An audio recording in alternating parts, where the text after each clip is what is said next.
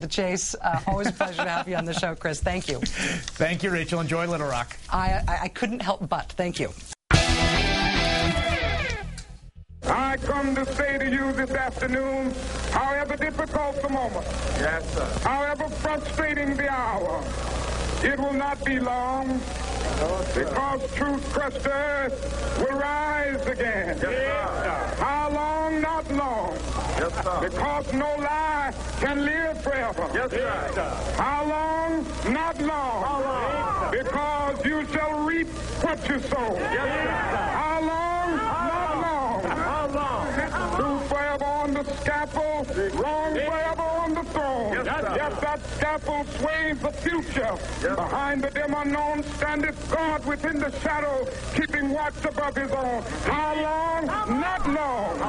Because the arc of the moral universe is long, but it bends toward justice. Yes, how long? Not long. Not long. Because mine eyes have seen the glory of the coming of the Lord. Yes, he's trampling out the village where the grapes of wrath are stored. Yes, sir. He's loosed the fateful lightning of his terrible swift sword. Yes, his truth is marching on. Yes, he has sounded forth the trumpet that shall never call retreat. He is sifting out the hearts of men before his judgment seat. Oh, be swift, my soul, to answer him. Be jubilant, my feet. Our God is marching on. Glory, hallelujah. Glory, hallelujah. Glory, hallelujah. Glory, hallelujah. His truth is marching on. That was 45 years ago today.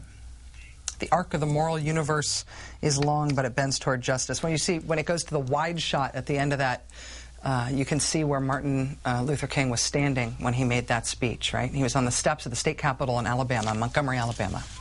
The Selma to Montgomery Civil Rights March of 1965 is remembered for what happened when they first tried it. When activists first tried to march from Selma to Montgomery, they did not make it. A young man named John Lewis, now Congressman John Lewis, was among those beaten nearly to death by Alabama state troopers on the Edmund Pettus Bridge in Selma. That was Bloody Sunday. That was the first try to get to Montgomery. Then the marchers tried again 2 days later. They still did not make it. And then they tried yet again, a third time, and on the third try they did it, a 54-mile march to Montgomery. And in Montgomery, Martin Luther King gave the how long, not long speech, the arc of the moral universe speech on the steps of the state capitol, and that was 45 years ago today. Yesterday in the Washington Post, that paper's big picture, what does this all mean article on what's happening in American politics right now included this statement, putting our political fights now against the legacy of civil rights. Former Republican House Speaker Newt Gingrich said Obama and the Democrats will regret their decision to push for comprehensive health reform, calling the bill, quote, the most radical social experiment in modern times. Gingrich said, quote, they will have destroyed their party much as Lyndon Johnson shattered the Democratic Party for 40 years with the enactment of civil rights legislation in the 1960s.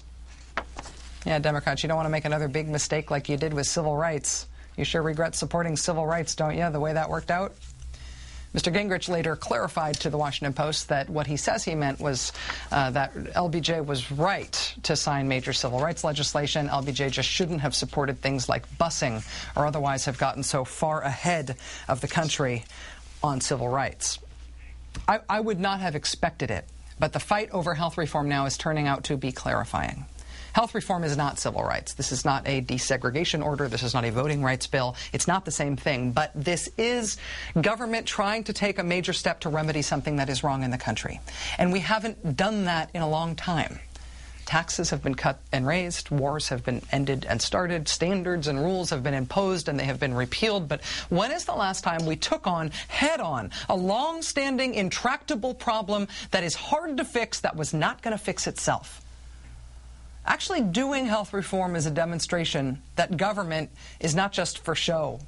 Government is for fixing problems. We have a government not just to give people shiny political celebrity high-profile jobs so they can win popularity contests against other people who want shiny political celebrity high-profile jobs. We have a government to work on problems that we have as a people, as a country, problems that aren't working themselves out interpersonally or in the marketplace. Government is for something. We have one for a reason.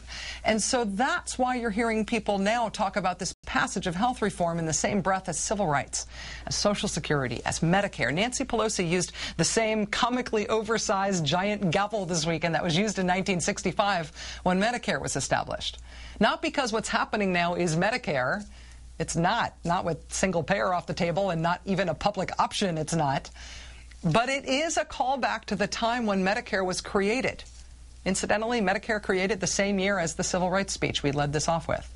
A time when Democrats behaved in a way that made clear that they thought government could do something. And the Ronald Reagans of the world, the conservatives, thought that government really shouldn't.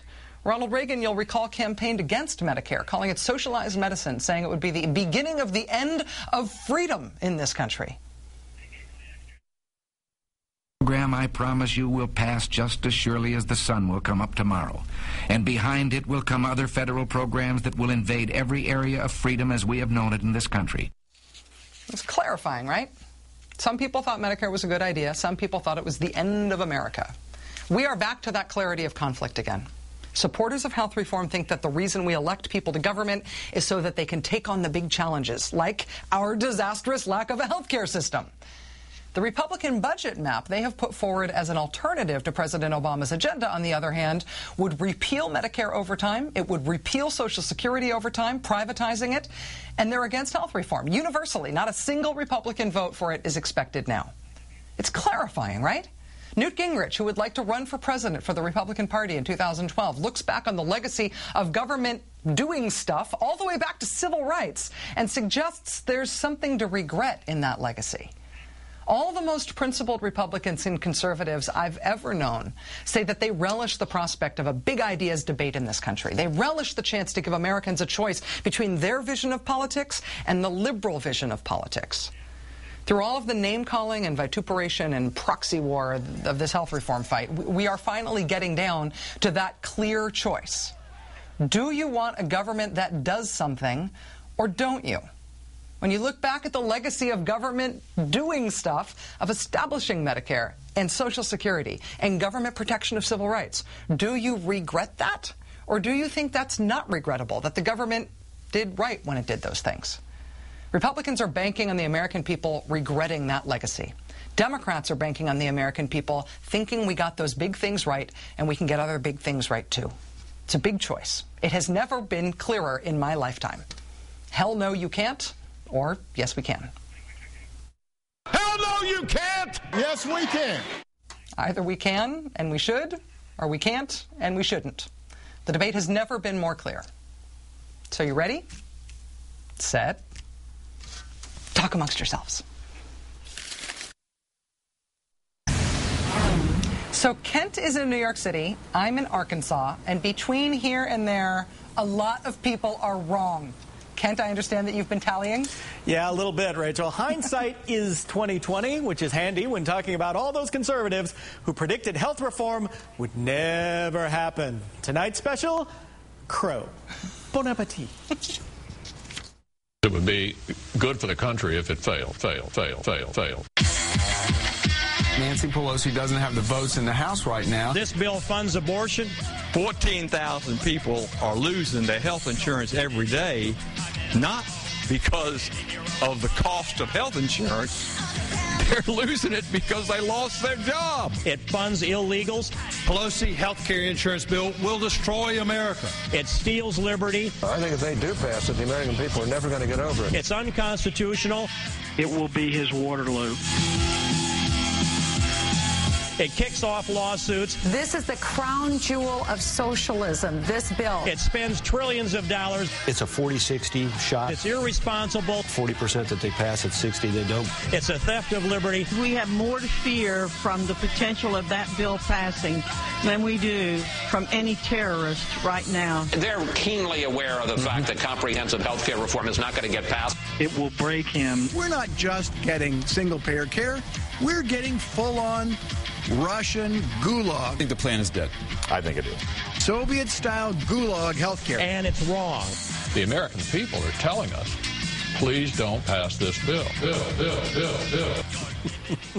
All this says to me, Kent, is that those guys think that the gulags were way more awesome than they were. Yeah, exactly. I was wondering what the crown jewel of socialism is. Sounds a little bit like a monarchy to me. I don't get it. Yeah, crown jewels. Isn't Look at my crown jewel.